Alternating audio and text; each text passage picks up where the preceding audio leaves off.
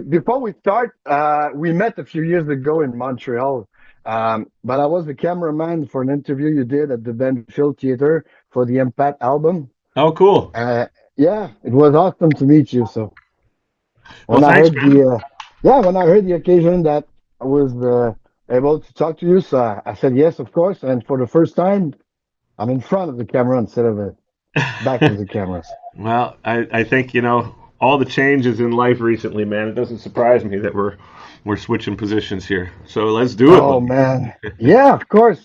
First off, how you doing, man? I'm good.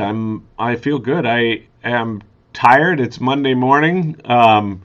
I have been trying to do like a fast on Sundays, and so I woke up this morning and I just felt brain dead, and here we are. Yeah, all right. Before we start talking about your new album, there's a few things I'd like to talk to you about. Um, when you think about Devin Townsend, you cannot. It's it's impossible to say which kind of music you do. Sorry, I'm French Canadian, so sometimes my English might be a little bit off. But Oh, I'm Canadian, so I'm anyway, well what versed with Quebecois. It's all good. all right. What I'm trying to say is every album seems different from the other one.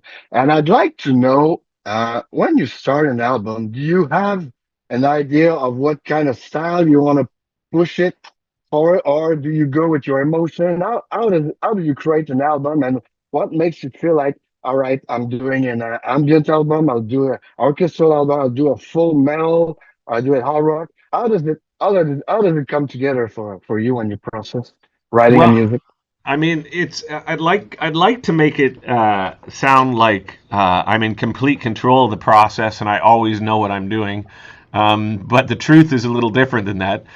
The reality of it is that every morning, or not every morning, but as many mornings as I can, the first thing I do is I start to write, and I write whatever I feel like writing. So, like if it's a rainy day, it might be like an ambient thing, or if it's a sunny day or whatever, it might make something heavy or something orchestral or whatever.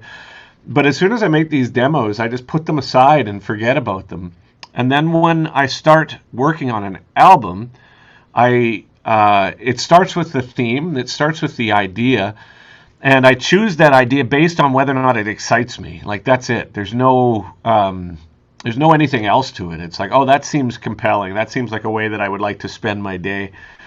And then when the theme starts coming together, I can then think, okay, so within the parameters of this theme, I need a heavy song here, I need an ambient song here, and a quiet song here, I need an orchestral song here. And then I just go to the demos and I just go, okay, so where's an orchestral one? Where's a heavy one? And then I take those, and then you just start to build this vision and refine it over time. But I have to say that the most important part of making a record for me at this age is that it interests me. I can't just Mm. sit down and say, okay, today I'm going to write an ambient song. It just doesn't work like that. If I do that and I'm not in an ambient mood, I just waste my time. But Yeah. if I don't make any plans, and I just say, okay, who am I today? Maybe not who am I, but what am I feeling, right? Yeah, And, yeah. um, and then I just write from that vantage point. You know, it's funny. Some people over the course of these interviews seem to have been very confused about the fact that I do so many different styles. But to me, their confusion I find confusing because I think to myself, like, as a human being, I have a lot of different moods. Yeah. Like we all do. I can't Yeah. imagine that we all don't have different moods. So if somebody's confused about the fact that I'm not only doing one mood, I think to myself, maybe that says more about you than it does about me, right? That kind of was that kind of what is my point? Because I'm probably just like you. I like every kind of music from Yeah, classical to speed, heavy, and everything in between. And some totally. people are just focused on the metal stuff, and the fact that's probably the thing that I respect the most out of you is whatever you do, whatever. style of music you're in 100%, and it Oh yeah. always delivers. It's always if I it's amazed me the way you create the music and the fact Thank you. that you can go in all those directions and people are still following you for most part. I'm very grateful, man. I mean, it's like again, I would like to be able to lie and say that I know what I'm doing, Ah, but I have no idea, man. I just love music, and I'm very grateful for my life, and I'm very grateful for my friends and my family, and I there's companies that provide me with tools. It's like it's such a fantastic environment to be in, and I love surprising myself. And so, if my creative process is really about discovering things and just exploring different things, also when you explore things, you have to understand and commit to the fact that some of those ideas are just not going to work. You may mhm. do something for a month, and all of a sudden, at the end of it, be recognize that this is it's not actually part of it's not interesting, it's it's maybe it's cool but it's not quite hitting the mark, and then you abandon it, and it's I know there's some other musician friends of mine that is an obstacle for them because they don't want to invest the time and then throw it away, but you have to, Yeah. otherwise you never explore. If you're afraid to waste time, you won't explore, right? um, but for me, the exploration is the most exciting part. Do you keep most of your stuff that you don't use? You seems to me that you collect everything, and maybe 2 or 3 years down the road you're going back to that stuff and maybe Oh see yeah, that. Yeah. yeah, man. I got hundreds of songs, and I have still, and I have hundreds more demoed. So, well, maybe not hundreds. I've got about 100 songs, and then another 100 demoed. So I'm just kind of like um, categorizing them and getting them into place. And when I say I have that much material, it's not like they're finished. It's not like they're great, but Work in progress. they're works in progress because I wake Yeah. up and I just write without thinking, and then eventually, what's really interesting is when a theme comes up, when a project comes up, or a concept comes up, and I go back into my demos, I never remember what I've recorded. And so when I listen to it, it's like a surprise for myself. I'm like, oh, that was cool, or oh, that was shit. Like either way, it's like you don't know. But I remember seeing something that Dimebag Darrell had said that I thought was really cool. When somebody asked him if how often he practices, and he says he doesn't practice, he plays. And I thought that was a great quote because I feel the same way about the writing. It's not work, It's it's exploration, it's fun. Once you create a theme and once you decide on it, then the work, you have to start to compile it and refine it, and then that becomes a little bit more like actual work. But while I'm writing and while I'm searching for things, it's really all done in the spirit of exploration and play. okay. Um, do you consider yourself more of a singer who plays guitar or a guitar player who sings? I don't think I don't. Because you're still good at both of them, Oh, and thank it you. seems to me that the last few years you're concentrating a little bit more on your voice than on your guitar playing. But I was always wondering if did you learn to play guitar first and then you realized that you had such a great voice, or was it the other way around? Well, I was always a guitar player first. I remember when I was in maybe seventh or eighth grade, talking to my friend, because you're in seventh grade and you have a band with your friends in grade seven. And I remember talking to the other guys in the band. None of us had ever played an instrument, but we were in a band, right? And I remember talking to the other guys. I said, guys, I can't figure out if I want to be a singer or a guitar player. It was like, even back then, it was like this weird hang up. Um, so I focused on guitar actually. And then when I started my first band and we began looking for singers, I just all the singers we found were just awful. They were just, and so I thought to myself, okay, I'll sing until we find somebody. Like that's it, right? I don't want to sing though. I'll just sing until we find somebody. And then Steve Vai found me Yeah, singing, and then before I yeah. knew it, I guess I was like, oh, I guess I'm a singer now. But uh, how I write now, the instruments that I choose, whether or not it's bass or vocals or guitar or keyboards or even Pro Tools, I consider an instrument on some level. Yeah. They're all just tools, right? There's no um, I don't consider myself a singer. I don't consider myself a guitar player. I play guitar and I sing, but they're just part of the creative process, and as such, I love them. But I don't have too much of myself defined as them, right? Mm. Um, Now let's talk about that album that's coming out on May 29th.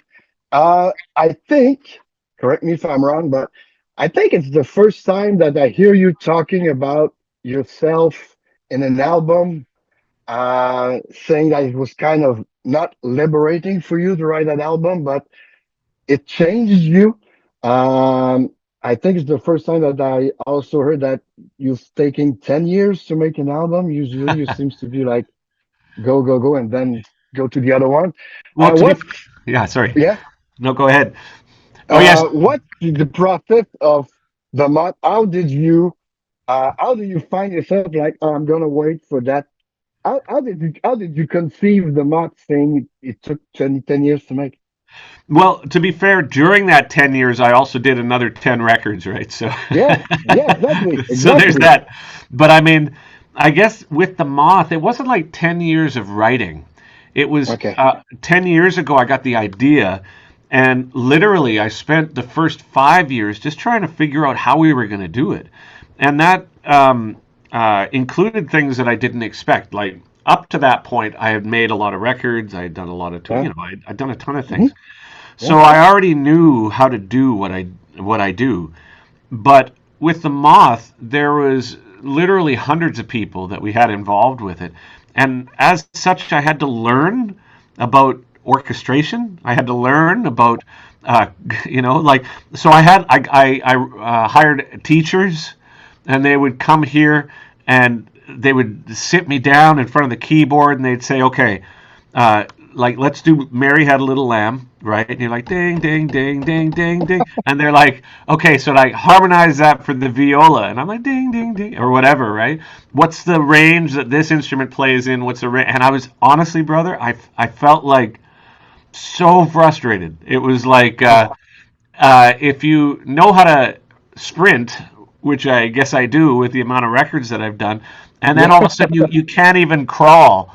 It's just Yeah. like your brain is struggling with it. But it serves a practical purpose because by knowing that language even a little bit more than I did, it saves time when I'm working with an orchestra.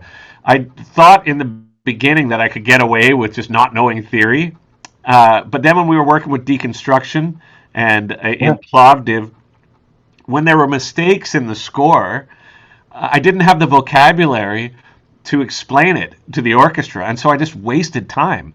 So when the first 5 years of the Moth came up, I was like, okay, so we need to learn this, we need to learn this, we need to set this up, we need to get teams, we need to build a studio, we need to do all these things, and that took about 5 years. And then unexpectedly, the head of the North Netherlands National Orchestra and Choir um, Yeah. came to a concert that I did in Amsterdam, and then essentially offered the opportunity for a government funded Wow. orchestra and choir to do versions of music from like Ocean Machine or what have you. And at that point, I was like, well, maybe instead of doing the old music, we try doing this new project. And then once they took a couple of days, they said, okay, we can do that, but here's the parameters. You need to deliver the scores here. You need to do this. And then at that point, I was like, "You got it. This is awesome." And then they left, and I was like, "Oh shit!" You know what I mean? Wow. Like The now what do we do? Yeah, because it's gotta be hard to explain to others what you have in your mind especially in the orchestration version, what you have in your mind to make sure that they understand since you just Totally, yeah, you totally. seem to just learning the Yeah. orchestration and stuff. So to make sure that what you have in your mind and make sure that everybody's got it the Well, way you you know what? want it to. So, What I found about that process as well of like explaining the process and explaining what my desires are to people is it very much became clear that it's on me to learn how to communicate, because yeah, if the ideas are so abstract or complicated or um, confusing, but it's meant to be that way, you have to be able to articulate to the people who are involved. It's like this goes like this for a very specific reason. This isn't a mistake. This is supposed to go. This is what the dynamics go. And so, very quickly as well, I realized that I couldn't be in 10 places at one time. In order to do the Moth, we had teams recording in multiple different countries all over the world, and I obviously couldn't be there for all of them. So what we did is I hired a like a leader for each one of these hmm, processes, and then my role became explaining myself completely to the leader, and then they took the reins and then went off in their own direction while we worked on other things. The first couple of attempts at that, I realized pretty quickly that I can't leave anything up to interpretation. I have to be like, no, no, it goes like this, and this is the process, and then once we were able to jam it out, because it doesn't mean that the people who I work with have no voice. Like if they have cool ideas, I want to hear them, obviously. yeah, And then hmm, once yeah, of we've course, worked out, okay, so we both understand this is the thing, this is the deadline, here's the budget. Then I would just cross my fingers and then wait for the tapes to come back from them, right? And move on to another project. So delegating the workload became very important, and then the communication became almost the most important thing. It's very difficult sometimes to navigate the emotional components of making work like this. You know, as someone with the vision of it, the emotional aspects of something like the Moth are like really heavy for me. It's not like easy things to like just sing and then you don't feel it. It's like anytime you're really going deep into a process, you're living it, right? yeah, So you hmm, have to kind of have this balance between being an artist and then being a delegator. And this was something that took a lot of time to learn, like 10 years, right? yeah, exactly. And lyric wise, do you write both the lyrics while you're doing the music, or how does it work for you? I Lyrics for me are a process of like refining. I saw a video of somebody doing like sculpting at one point, where they just Yeah, have a big block of rock and they just keep chipping away at it and looking at it. And then as they look at it, they're like, oh, okay, maybe a little more there. Oh, okay, maybe a little more there, you know?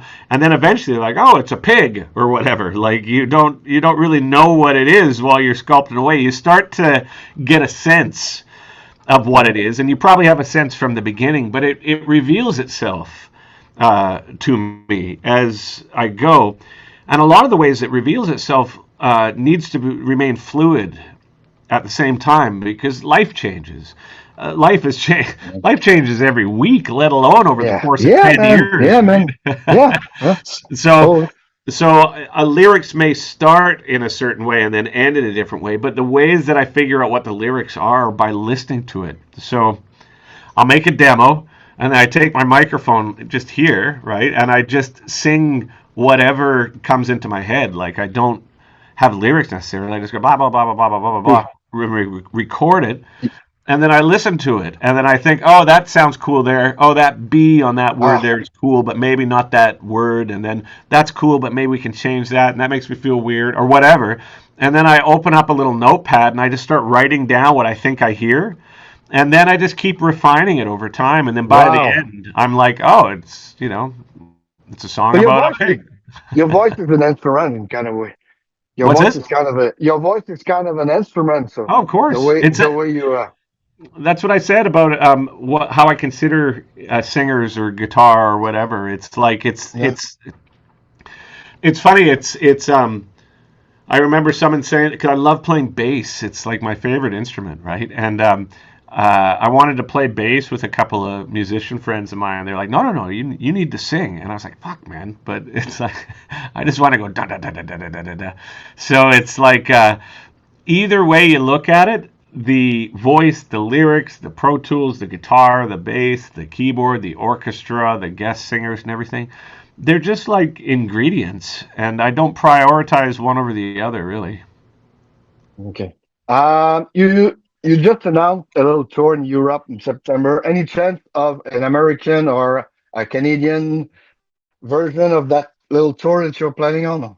I think the idea at this point is we're just waiting to see what offers come in. It's been Yeah, I think a lot of people maybe don't realize how fucked up the touring industry got yeah, since the pandemic, right? So yeah, yeah. I remember when I contacted our agent, I said, you know, I'd like to go out as a solo act and start representing the Moth and getting ready for like if we do the bigger shows the following year. And he was like, yeah, well, we're going to need 2 years. There's no venues available. And I was like, what? Hmm. And it's like, yeah, yeah, Wow. it takes that long to get ahead. So we had to book that run so far in advance just to sort of get a sense of how things go. That the long answer is that, but the short answer is yes, of course I'll be back to America. All right. Yes, of course I'll be Cool. back to Canada. But when dude, there's lots of things. You know, I got to take care of I the know. parents and all that sort of thing right now. Everything is kind of like, Hmm. you know, everything has to play ball with each other, right? With the extended edition of the month, there's the Blu-ray of the shows you did in Europe. Any chance of a single disc available for the show that you did that was streamed a few months ago? I Or think will that it be only available on the package as a deluxe edition? Or I think the idea behind um, what gets released at this point is confusing to everybody because you know that folder of song ideas that I told you about earlier. Every time I yeah, release a record, I send to the record label just like so much material, and they're just like, dude, like just chill. And I'm like, okay, well, if I just get it out, then I don't have to think about it anymore. And so the process of what comes out, how it comes out, where it comes out, is still being juggled. But I think that the deluxe edition of the Moth includes yeah, everything. But yeah, the afterlife and yeah, yeah, but I admit that the way I focus on the work that I do is once I finish the actual album, once I finish them, yeah, kind of, out of your hands, yeah, out kind of of. your hands, and yeah, I mean, I yeah, don't want it. I don't like. I have to be able to okay yeah, everything. Like, of I don't course, want it just to be like, here's a reissue of City with like new plastic or something. But I would yeah. like to be able to say, okay, that's a cool idea. That's a cool idea. Let's try this. But I wait for people to present it to me, just because honestly, brother, I'm always just making music, right? Yeah, that's the right answer. And before I let you go, I always ask that to people that I considered genius. What would you do if you could go back 20 years, and what would you tell yourself 20 years from 20? If you could just time travel and go back to yourself when you were a young man, what would you say to him right now?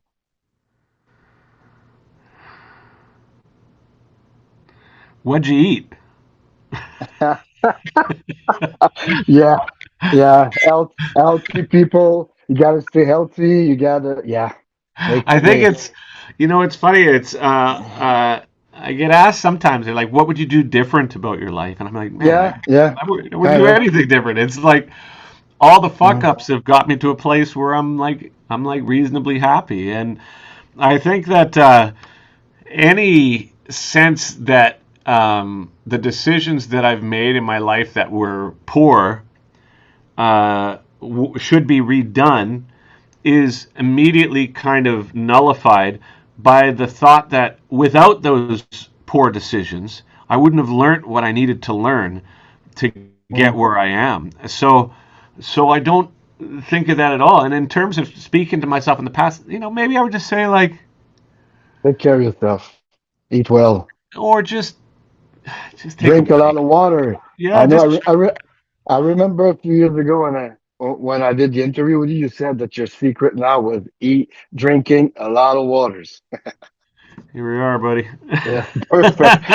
So, just as an ending, I want to say, everybody, just grab that album on May 29th. It will be a blast. There's something for everybody on that album. And all I can tell you is good luck with that album. And hopefully we'll be able to meet in person in the near future, maybe Absolutely. in Montreal or Quebec City. Thank you. And then once And once I'm through the Moth, I look forward to just being a little bit more metal for a while. But oh, I needed to get through this one first, man. Thank you yeah, so of much for the course. support, Hey, brother. thank you. Cheers. Have a good day, my friend. Talk to you, brother. Bye bye. Bye bye.